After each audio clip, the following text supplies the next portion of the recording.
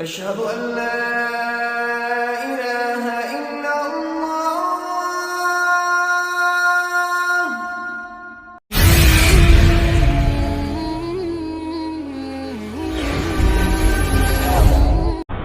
السلام عليكم ورحمة الله وبركاته.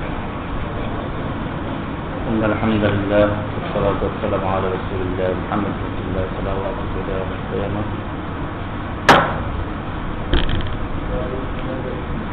গত সপ্তাহে আমাদের আলোচনা হচ্ছিল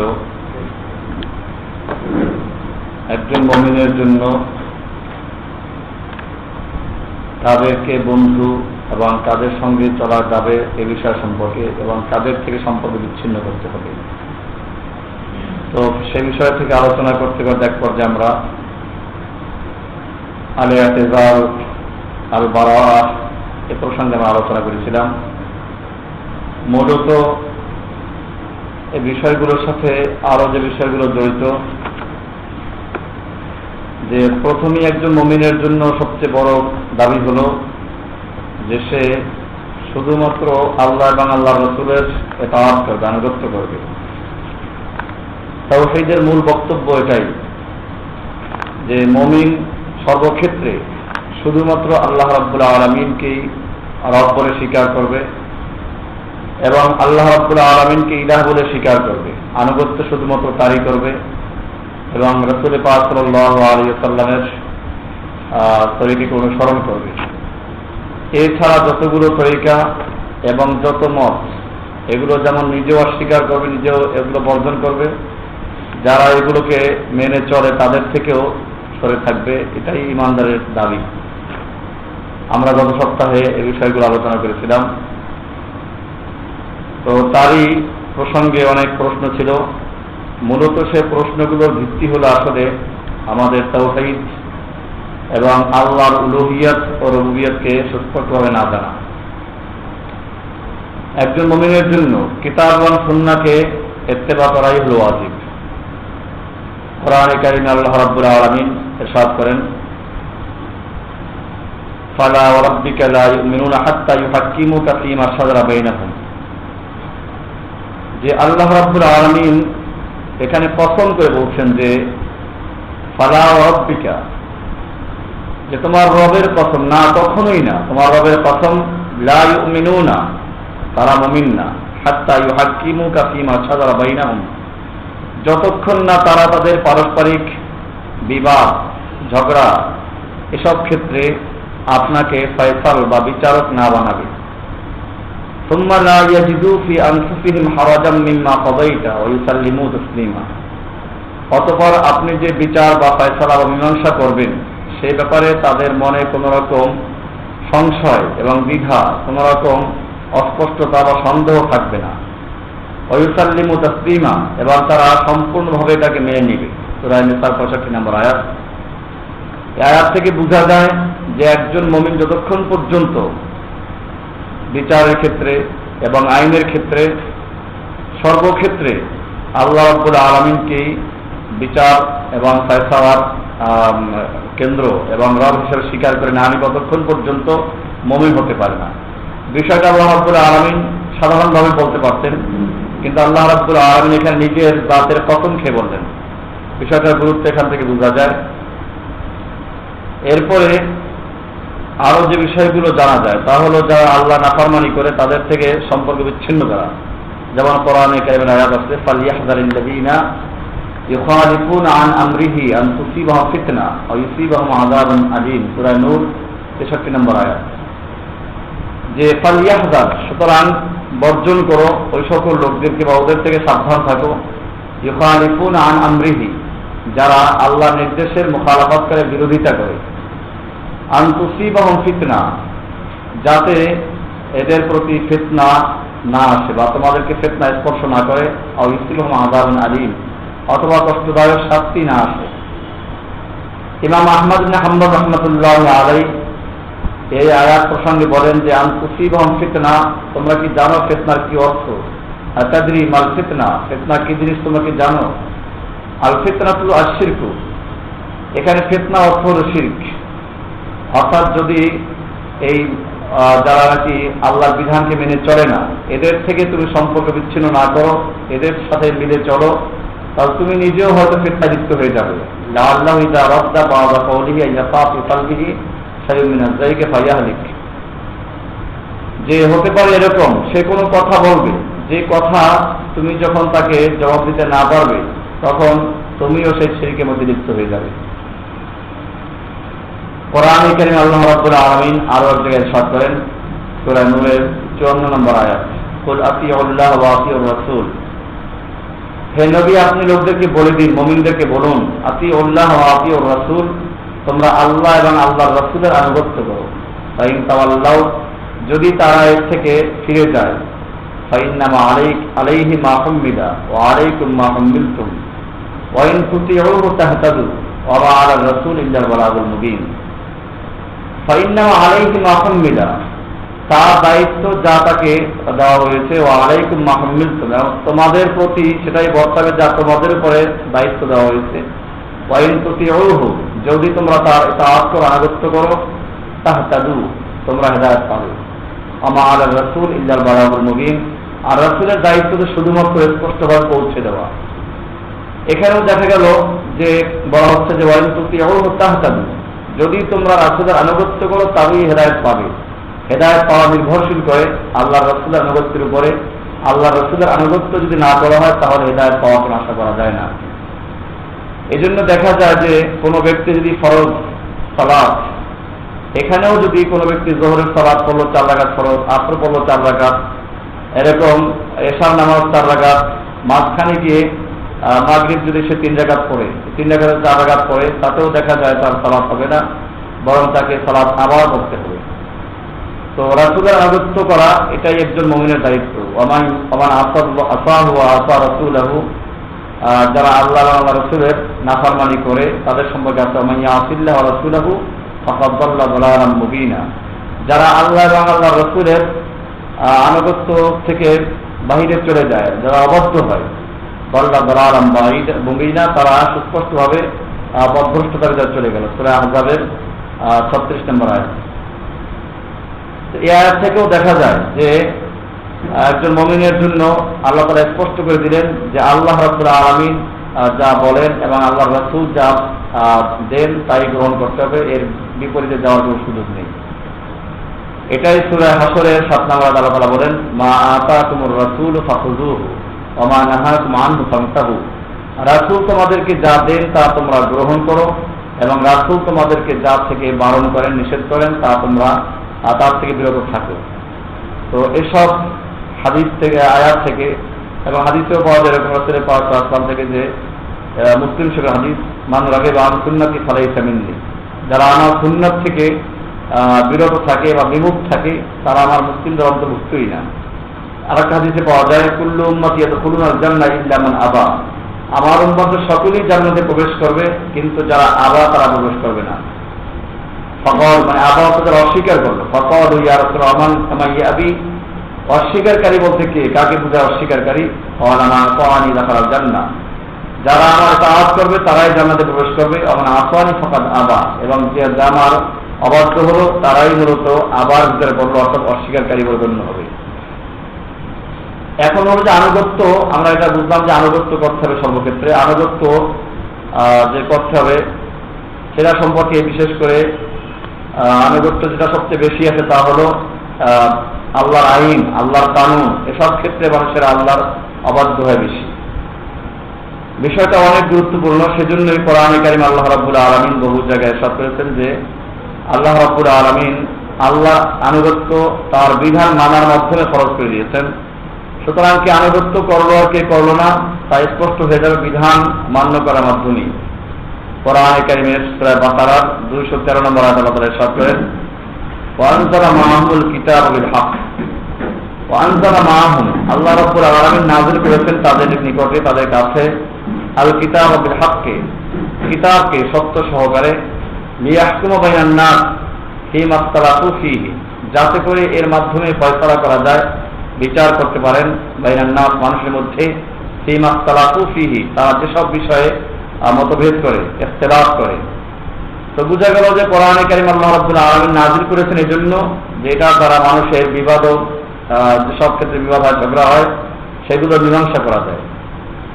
কোরআনে কারীমের সূরা নিসার 105 নম্বর আয়াতে আল্লাহ রাব্বুল আলামিন বলেন, ইন্না আনজালনাল কিতাবা বিল হাক্কি লিতাহকুমা বাইনান নাসি বিমা আরাকাল্লাহ।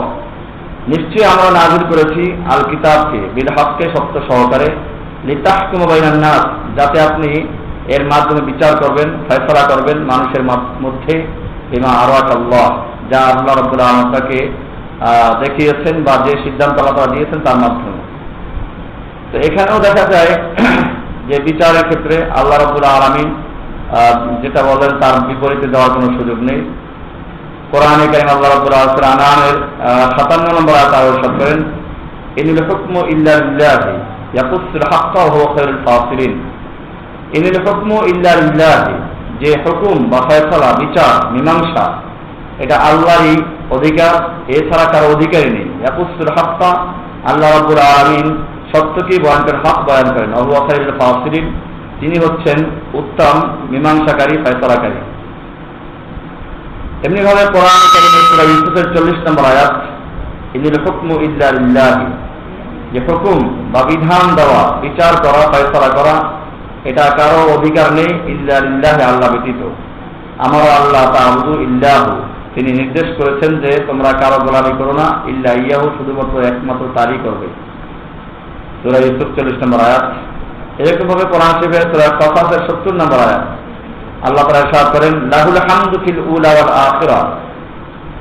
লাহুল হামদু, তারই সকল প্রশংসা, ফিল উলা ওয়াল আখিরা, শুরুতে এবং শেষে, ওয়া লাহুল হুকমু, এবং তারই ফয়সালা, তারই বিধান, ওয়া ইলাইহি তুরজাউন, তার তো বিধান দেওয়ার অধিকার, তারই বিধান দ্বারা চলবে, অন্য কারো বিধান দেওয়ার কোনো এখতিয়ার নেই। ওয়া ইলাইহি তুরজাউন, এবং তোমাদেরকে তারই নিকট ফিরে যেতে হবে। সূরা কাসাস 70 নম্বর আয়াত। ওয়াকালা সুবহানাহু ওয়া তাআলা, আল্লাহ তাআলা ইরশাদ করেন, আমাখতারাতুম ফীহি মিন শাইইন ফাহুকমুহু ইলাল্লাহ। তোমরা যেসব বিষয়ে তোমরা ইখতিলাফ করবে, বিবাদে লিপ্ত হবে, মতভেদ করবে, সেসব বিষয়ে মীমাংসা করবে, ফয়সালা হবে, ফাহুকমুহু ইলাল্লাহ, সেটা বিচার আল্লাহর দিকে রুজু করবে, আল্লাহর দিকে ফিরিয়ে দিবে। সূরা শূরা এর 42 নম্বর আয়াত। তো এই সব জায়গায় আল্লাহ রাব্বুল আলামিন স্পষ্ট করে দিলেন যে বিচার, আচার ইত্যাদি সবকিছু কোরআনের কাছে নিয়ে আসতে হবে। আল্লাহর নিকটে আনার অর্থ হলো কোরআনের নিকটে আনা। এবারে কোরআনের বিপরীতে যারা বিচার আচার করে তাদের সম্পর্কে আল্লাহ তাআলা বলেন, সূরা মায়দা 44 নম্বর আয়াত, 45 নম্বর আয়াত, এরকম ভাবে আপনার 47 নম্বর আয়াত আছে, আমার লাম ইয়াহকুম বিমা আনজালাল্লাহু ফাউলাইকা হুমুল কাফিরুন। যারা আল্লাহর নাযিলকৃত বিধান দিয়ে বিচার আচার করে না, মীমাংসা করে না, তারা কাফের, তারা ফাসিক, তারা জালেম। এই কয়েকটা আয়াত স্পষ্ট করলো। তো এ থেকে বোঝা যায় যে বিচারের ক্ষেত্রে অন্য কারো আসলে আইন দেওয়া বা বিচার করার অধিকারই নেই। যারা আল্লাহর আইনের বাহিরে আইন তৈরি করে, এই আইন দিয়ে যারা বিচার করে, যারা এতে সহযোগিতা করে, মূলত সকলেই সমান অপরাধী।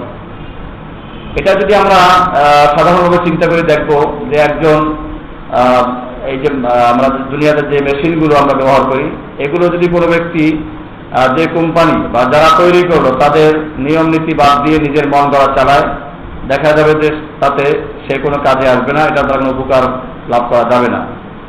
ঠিক আল্লাহ রাব্বুল আলামিনও মানব জাতিকে সৃষ্টি করে, গোটা মাখলুকাতকে সৃষ্টি করে তাদের জন্য সুনির্দিষ্ট কতগুলো নিয়ম নীতিমালা প্রেরণ করেছেন নবীদের মাধ্যমে, ওহীর মাধ্যমে। যদি মানুষেরা এগুলো অনুসরণ করে চলে তাহলেই কেবলমাত্র তারা শান্তি পাবে। এছাড়া যদি নিজেদের মন গড়া কোনো তরিকা, কোনো অন্য কিছু আবিষ্কার করে, তাহলে তারা বিভ্রান্তির মধ্যে পড়ে যাবে, তারা শান্তির মধ্যে পড়ে যাবে। কোরআনে কারীমে সেজন্য দেখা যায় যখন সাহাবায়ে কেরাম জিজ্ঞেস করতেন যে আইনের ব্যাপারে আমাদের কোনো কিছু বলার সুযোগ আছে কিনা, বিশেষ করে ওমর খাত্তাব থেকে দেখা যায় যে পর্দার বিষয়ে উনি প্রথমে আল্লাহ রাসূলকে বলেছিলেন যে আমার তো মনে চায় যে আপনার স্ত্রী, আপনার মেয়েরা পর্দা করে আসুন। রাসূল পাক সাল্লাল্লাহু আলাইহি ওয়াসাল্লাম বলেছিলেন যে হ্যাঁ, আমারও তো এরকমটা ইচ্ছা। ওমর খাত্তাব বলেছিলেন যে তাহলে তো আপনি বলে দিলেই হয়ে যায়, আইন হয়ে যায়। রাসূল পাক সাল্লাল্লাহু আলাইহি ওয়াসাল্লাম বলেন যে আইন করার ক্ষমতা আমার নেই, আলা লাহুল খালকু ওয়াল আমরু, সৃষ্টি যার, তারই আইন চলবে, এছাড়া অন্য কারো আইন দেওয়ার এখতিয়ার নেই।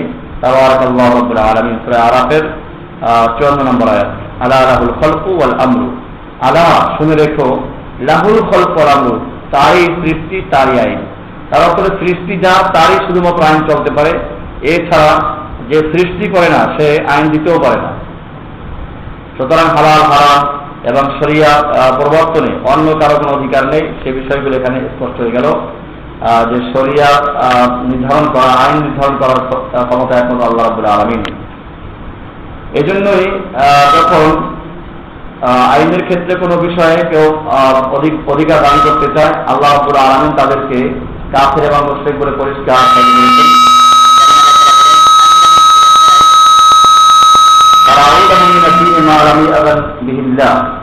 সূরা শূরা এর 21 নম্বর আয়াত। আম লাহুম শুরাকা, তাদেরকে এমন কোন অংশীদার বা শরীক আছে, শারাউ লাহুম মিনাদ দ্বীন, যে এদের জন্য দ্বীনের কিছু শরিয়া নির্ধারণ করলো, শরিয়াত বানিয়ে দিল, মা লাম ইয়াযান বিহিল্লাহ, যা আল্লাহ তাআলা অনুমতি দেন নাই। আল্লাহ তাআলা আরো আয়াতের সাথে করেন সূরা তাওবার 31 নম্বর আয়াত, ইত্তাখাযু আহবারহুম ওয়া রুহবানহুম আরবাবাম মিন দুনিল্লাহ, তারা তাদের আহবার, তাদের পণ্ডিতদেরকে, অরুহবানহুম, তাদের সেই ধর্ম গুরুদেরকে, আরবাবান তার রব বানিয়ে নিয়েছে, মিন দুনিল্লাহি, আল্লাহকে ছেড়ে, আল্লাহকে বাদ দিয়ে, ওয়াল মাসীহ ইবনে মারইয়াম, এবং মাসীহ ইবনে মারইয়ামকে তারা রব বানিয়ে নিয়েছে, ওয়া মা উমিরু ইল্লা লিয়াবুদু ইলাহান ওয়াহিদা, অথচ তাদেরকে আদেশ করা হয়েছিল শুধুমাত্র একমাত্র ইলাহে ওয়াহিদ, এক আল্লাহ, এক ইলাহের ইবাদত করতে, লা ইলাহা ইল্লা হুয়া, যিনি ব্যতীত আর কোনো ইলাহ নেই, সুবহানাহু আম্মা ইউশরিকুন, আল্লাহ তাআলা পূত পবিত্র, তারা যে শিরক করে, তারা অংশীদার বানায় যে সকল জিনিসকে তার। এখানে দেখা যায় যে এই যে আহবার এবং রুহবান, যারা আল্লাহ আইন বাদ দিয়ে তাদের জন্য নতুন করে কোনো শরিয়াত তৈরি করে দিয়েছিল, আল্লাহ তাআলা তাদেরকে কুফফার বললেন। এ সম্পর্কে এদের কোনো এখতিয়ার মতো সন্দেহ নেই। এদেরকে যেরকম ভাবে কুফফার বলা হলো, এরকম ভাবে তাদের আনুগত্য যারা করে, যারা শরিয়াতকে পরিবর্তন করার ক্ষেত্রে ভূমিকা রাখে, তারাও কুফফার, এক্ষেত্রে কোনো সন্দেহ অবকাশ থাকে না। তো এই জন্য যে আল্লাহ আইনের বিরুদ্ধে যারা চলে যায়, এদেরকে আল্লাহ রাব্বুল আলামিন স্পষ্ট বললেন যে যারা এরকম আইন তৈরি করে বা অনুসরণ যারা করে সকলেই মুশরিক। যেমন কোরআন শরীফের আনামের 121 নম্বর আয়াতে আল্লাহ তাআলা বলেন, ওয়া ইন আতাতুমুহুম, যদি তোমরা এদেরকে ইতাআত আনুগত্য করো, ইন্নাকুম লামুশরিকুন, তাহলে তোমরাও নিশ্চয়ই মুশরিকুন, লামুশরিকুন, অবশ্যই তোমরা মুশরিক হবে। তার অর্থ হলো যে একদল তো আইন তৈরি করলো, আর একদল তোমরা যাতে আনুগত্য করো, আনুগত্যকারী মুশরিক বলে বিবেচিত হবে। সূরা আনামের 121 নম্বর আয়াত থেকে এটা স্পষ্ট হলো যে ওয়া ইন আতাতুমুহুম, যদি তোমরা এদের আনুগত্য করে তাআত করো, ইন্নাকুম লামুশরিকুন, তাহলে তোমরা মুশরিক হয়ে যাবে। সুতরাং বোঝা গেল যে যারা আইন তৈরি করে তারা যেরকম মুশরিক, আল্লাহর সাথে ইলাহের ব্যাপারে, রুবুবিয়তের ব্যাপারে যখন তারা কি হয়ে যায়, মুশরিকের মধ্যে পড়ে যায়, এরকম যারা এদের আনুগত্য করে, এদের সাথে মিলে চলে, এদের কথাগুলোকে বাস্তবায়ন করে, তারাও মূলত এদেরই দলের অন্তর্ভুক্ত। এদের ব্যাপারেও সে একই সিদ্ধান্ত, যেটা আইন তৈরিকারীদের ক্ষেত্রে। এবারে হলো আমাদের প্রচলিত যে আইনগুলো আছে, এই সব ক্ষেত্রে যদি কেউ বিচার আচার নিয়ে যায়, তাদেরকেও কি আমরা, অনেক আছে যে কোরআনে কারিমের সব আইন তো স্পষ্ট না, এই জন্য আমরা অন্য আইন তৈরি করার সুযোগ আছে কিনা সে বিষয়টা। তো এই বিষয় সম্পর্কে কোরআনে কারিমে কতগুলো আয়াত দেখা যায়। আল্লাহ তাআলা স্পষ্ট বলেছেন, মা ফাররাতনা ফিল কিতাবি মিন শাই, সূরা আনামের 38 নম্বর আয়াত, যে মা ফাররাতনা ফিল কিতাবি মিন শাই, যে আমরা এই কিতাবে কোনো জিনিস কি ছেড়ে দেইনি। আর এক আয়াত হলো সূরা নাহল এর 89 আয়াত, ফানাজ্জালনা আলাইকাল কিতাবা, আমি আপনার প্রতি কিতাবকে নাযিল করেছি, তিবিয়ানান লিকুল্লি শাইইন, সবকিছুর স্পষ্ট বর্ণনা করার জন্য, হুদান ওয়া রাহমা, এবং হেদায়েতকারী এবং রহমত হিসাবে, বুশরা লিল মুমিনিন, এবং মুমিনদের জন্য সুসংবাদ হিসাবে। তো এই আয়াত থেকে বোঝা যায় যে আল্লাহ রাব্বুল আলামিন সবকিছুই আলোচনা করেছেন। বাকি হলো যে অনেক ক্ষেত্রে আমাদের অজ্ঞতার কারণে, আমাদের জ্ঞানের কমির কারণে আমরা হয়তো খুঁজে পাবো না, সেজন্যই কোরআন এবং হাদিসের যে উসুলগুলো তার আলোকে মাসালা ইস্তেমাল করার সুযোগ আছে, ইজতিহাদ করার সুযোগ থাকে। কিন্তু যদি এর বিপরীতে চলে যাওয়া হয়, সেই সুযোগ নেই।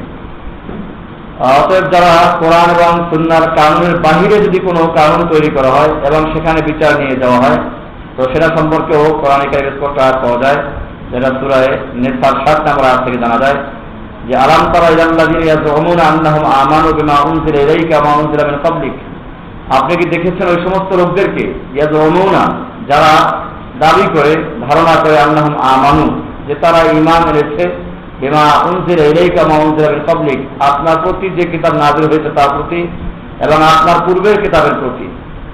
ইউরিদুনা আন ইয়াতাহাকামু ইলা তাগুত, অথচ তারা চায় আন ইয়াতাহাকামু ইলা তাগুত, তারা তাদের বিচার আচার নিয়ে যেতে ইলা তাগুত, তাগুতের নিকটে। অকাদ উমিরু আন ইয়াকফুরু বিহি, অথচ তাদেরকে আদেশ করা হয়েছে তাকে অস্বীকার করার জন্য। ওয়া ইউরিদু শাইতানু আন ইউদিল্লাহুম দালালান বাঈদা, আর শয়তান চায় এদেরকে অনেক দূরে নিয়ে যেতে, পথভ্রষ্টতা বা অনেক দূরে নিয়ে যেতে, সঠিক রাস্তা থেকে অনেক দূরে, অনেক গুমরাহের দিকে নিয়ে যেতে চায়। তো এই আয়াত থেকে দেখা গেল যে যারা কানুন তৈরি করে তারা তো অপরাধী, এরকম যারা তাদের ওই কানুনের কাছে বিচার নিয়ে যায় তারাও তাদের সমান অপরাধী।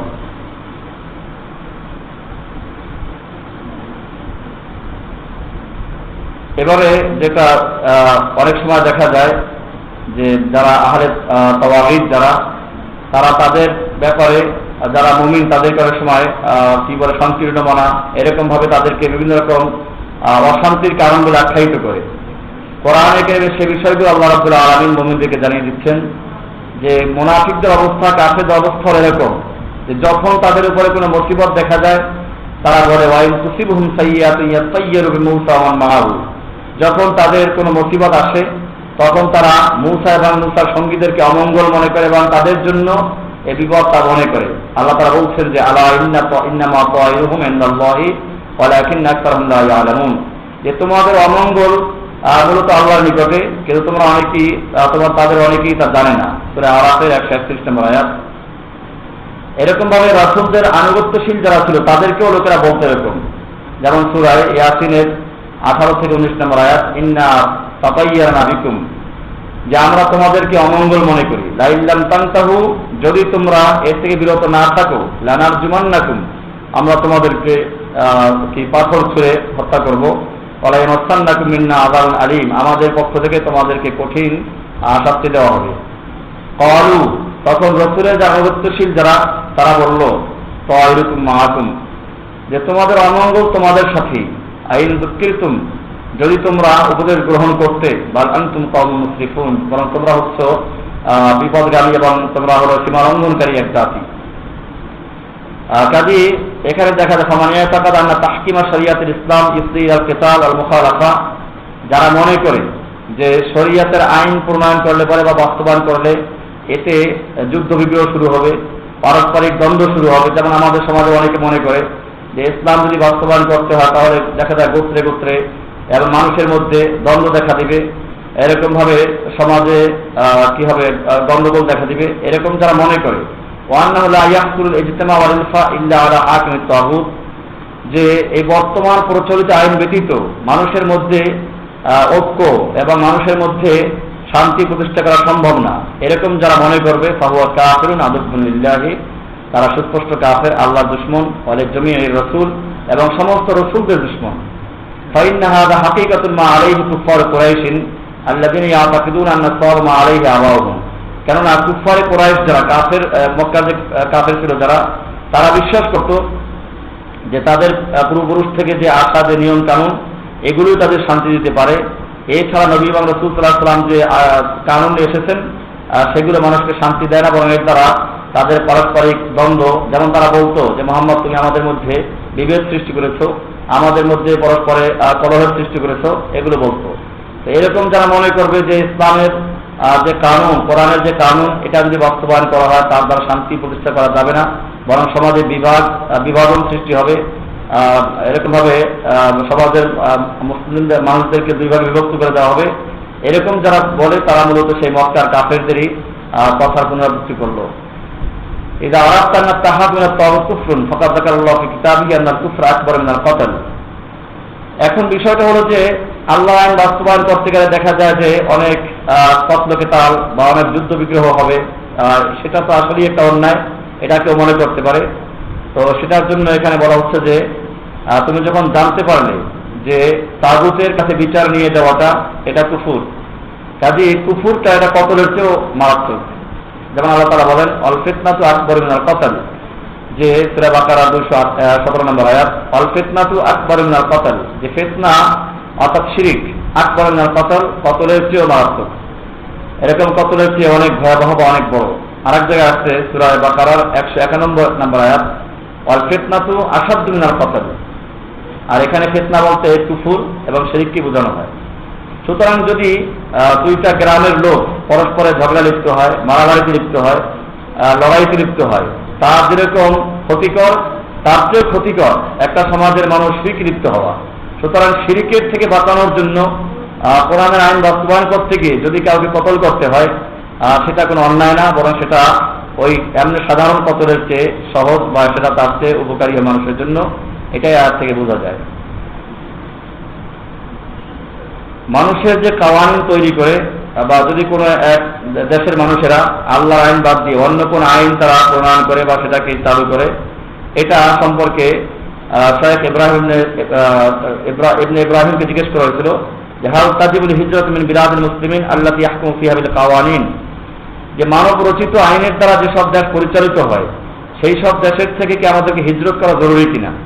উনি উত্তরে বলেছিলেন যে আল বালাদুল্লাতী ইয়াহকুমু ফিহা বিল কানুন লাইসাত বালাদুল ইসলাম, যেসব দেশে আল্লাহর আইন বাদ দিয়ে নিজেদের প্রণীত নিজেদের রচিত আইন দিয়ে শাসন করা হয়, এটা ইসলামিক দেশ বা বালাদে ইসলাম না, দারুল ইসলাম না। তাজিবুল হিজরত মিনহা, এর থেকে হিজরত করা জরুরি হয়ে যায়। ওয়াকাযালিকা ইযা যাহারাতিল ওয়াতানিয়াতু মিন গায়রি নাকিরিন, এরকম কোন এলাকায় বা কোনো দেশে যদি মূর্তি পূজা শুরু হয়ে যায়, মিন গায়রি নাকিরিন, তার উপরে কেউ অস্বীকার করে, তাকে কেউ বিরোধিতা করে না, ওয়ালা গুইয়াত, এবং তাকে পরিবর্তন করার জন্য কেউ ভূমিকা নেয় না, তাজিবুল হিজরাতু, সেখান থেকে হিজরত করা জরুরি। ফাল কুফরু বিকাশবিল কুফরি ওয়া যুহুরিহি হাযিহি বালাদু কুফরিন, সুতরাং কুফর হলো কোন দেশে কুফরি আইন দিয়ে পরিচালনা করা, কোন শাসন করা, অথবা কোন দেশে কুফরি কাজ প্রকাশ্যে চলতে থাকা এবং তাদের কোনো বাধার সম্মুখীন না হওয়া, এই সবটাই দারুল ইসলামের পরিপন্থী। আম্মা ইযা কানা কাদ ইয়াহকুমু ফিহা বা'দুল আফরাদ আও ওজুদু কুফরিয়াত কালিলা লা তাযুর ফাহিয়া বালাদুল ইসলাম। আর তবে যদি কোনো এলাকা এমন হয় যেখানে কোনো অংশের উপরে আহলে ইসলামদের নিয়ন্ত্রণ থাকে, কিন্তু কোনো কোনো ক্ষেত্রে সেখানে কুফরিও পাওয়া যায়, কিন্তু তারপরে নিয়ন্ত্রণ মুসলিমদের হাতে, তো তাহলে তাকে ইসলামী দেশ বলা যেতে পারে। এটা উনি জবাব দিলেন যে এরকম দেশ যেগুলো যেখানে আল্লাহর আইন দিয়ে দেশ চলে না এবং যেখানে সাধারণভাবে মূর্তি পূজা এবং অন্যান্য কুফরি কাজগুলো প্রকাশ্যে চলে, সেগুলো দারুল ইসলাম বলা যায় না, দারুল হারব এবং দারুল কুফর বলা যায় সেগুলোকে। এবারে অনেক সময় দেখা যায় কাফের বলার থেকে অনেক সময় মানুষেরা সন্দেহ করে বা দ্বিধাদ্বন্দ্বের মধ্যে লিপ্ত থাকে। সেই বিষয়গুলো যেটা মূলত গত সপ্তাহে আলোচনার এক পর্যায়ে অনেকেই প্রশ্ন করেছিল যে আসলে অনেক সময় আমরা কাফেরদেরকে কাফের বলতে অস্বীকার করি বা কাফেরদেরকে কাফের বলতে আমাদের সাহস হয় না। এর কারণ কি? এর মূলত কতগুলো কারণ আছে, যে কারণগুলো অনেকটা সন্দেহের উপর নির্ভরশীল, অনেকটাকে দুর্বল দলিলের উপর নির্ভরশীল। তো সেই দলিলগুলো হলো যেমন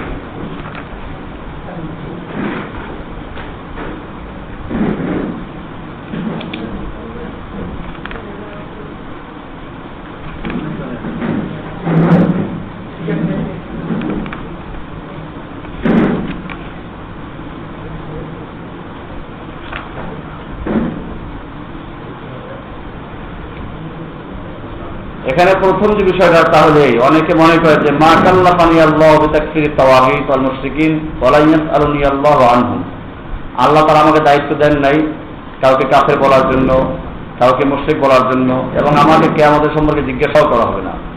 তো এরকম অনেকের সন্দেহ থাকে, যদিও সে ইমানদার।